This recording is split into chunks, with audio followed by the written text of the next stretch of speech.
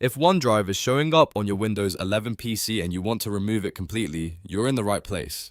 In this video, I'll walk you through a simple step-by-step method to uninstall OneDrive using the built-in Windows tools so you can clean up your system in just a few minutes. This is a great fix if you do not use OneDrive, want less clutter on your computer, or just prefer to manage your files another way.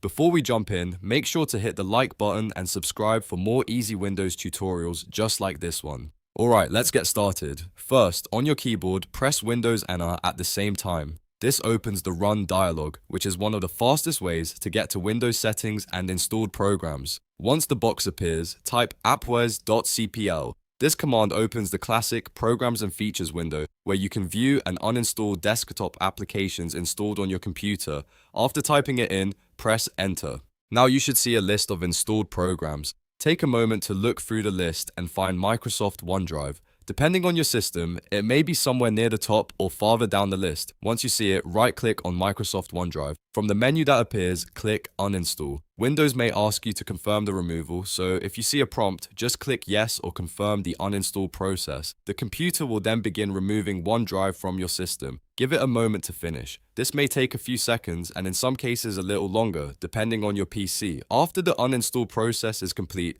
OneDrive should no longer be installed on your Windows 11 device. To make sure everything finishes properly, the next important step is to restart your PC. Restarting helps Windows apply the changes fully and clears out any leftover background processes related to OneDrive. Once your computer boots back up, OneDrive should be removed, and you should notice that it is no longer running or showing up as an installed app. If you ever change your mind later, you can always reinstall it from Microsoft again, but if your goal is to remove it for good, this method is the quickest and cleanest way to do it. If this tutorial helped you out, don't forget to like this video and subscribe to the channel for more helpful Windows 11 tips, troubleshooting guides, and software tutorials. Thanks for watching, and I'll see you in the next one.